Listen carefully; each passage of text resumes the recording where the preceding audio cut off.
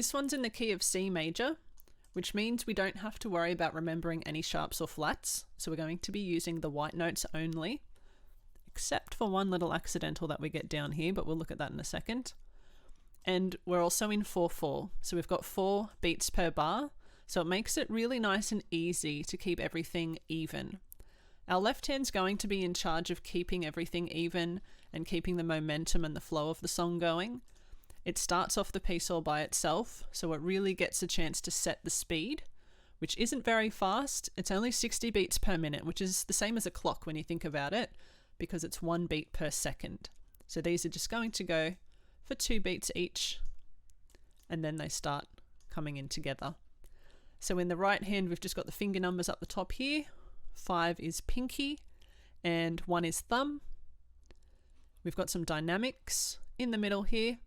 Double P is pianissimo, so we want to be very soft when we first start out, building a little bit here in the left hand, and then mezzo piano, moderately soft when we come in.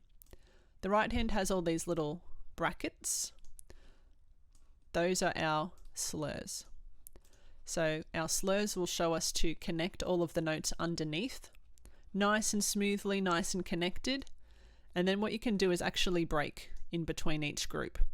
It doesn't mean that there's any rest, it doesn't mean that there's a pause or anything like that. You just simply lift your hand up, which we're going to be forced to do anyway because your thumb is on G and then we need your thumb on C straight away. So you lift your hand up a little bit, form a little bit of a break in between those two groups. Down here we have a few crotchets in the middle of these bars full of quavers. Just watch out for that so you don't play them too quickly and you don't steamroll them too much. They do need to hold for those 2 quaver beats. Here we've got another crescendo, gradually getting louder, decrescendo, gradually getting softer, and there's our accidental. So the flat lines up with this part of the note, so the little circular part of the note and the circular part of the flat. That means it's going to be a B flat. You'll see that in the practical slide, but just keep an eye out for it. Then we have a ritardando. So we want to gradually get slower as we finish out the piece, and the P is piano, so we just want to be really nice and soft. The left hand starts off with what we call an inverted chord. It's actually a C chord. All we've done is taken the G from the top of the chord. It's now just at the bottom, so the chord's been rearranged. But what we want to do is keep your pinky on that G. That's going to anchor these 2 chords. So use 5-2-1 for the first chord and 5-3-1 for the G chord. So in bar 7 we've got an F chord and then a C chord, that's middle C. Bar 9 we've got the F chord. Then keep your pinky on that F, and all we're going to do is slide forwards. Our pointer's going to grab this B flat. And your thumb moves over, gets the D. And then we move down for a C chord. Then we go down even lower for an F, it's just a 5th. G 5th. And just a regular C chord at the end. The right hand's going to start in G position, which means your thumb just sits on the G and you have 1 finger per note. And our very first note, we're just going to move our pinky over to grab the E. And then just move it back over to the D. If you prefer, you can actually use your 4th finger on the D. Whatever's more comfortable is fine there. Then what we need to do is actually lift our hand to move over to C position.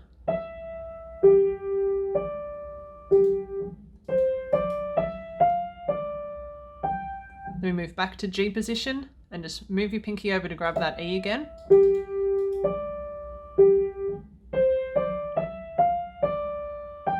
Back to C position. So it's going to do the same thing twice. In bar 7, we need to move to A position.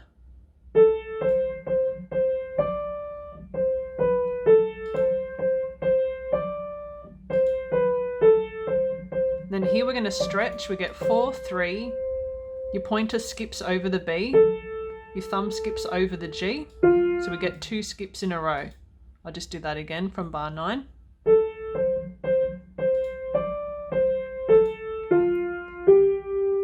And then bring your pointer down to the G, so you finish in a nice hand position. Then we just move down to middle C, so it's the C position down here.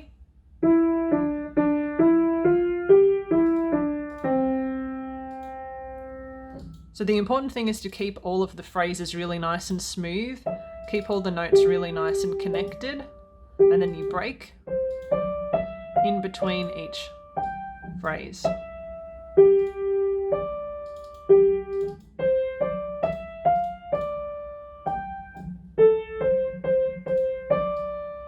So watch out for those crotchets, give them a bit of a hold, and really even beats.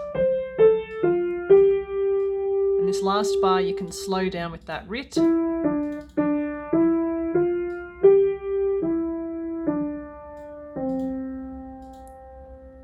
So now we'll put the hands together. So our left hand's going to start us off nice and softly. Then we build it up a little bit, nice and steady.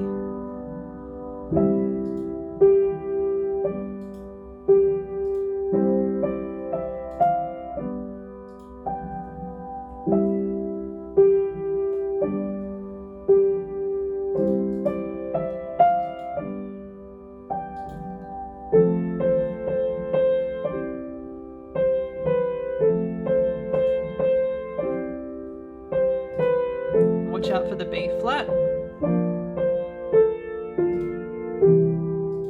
We move right down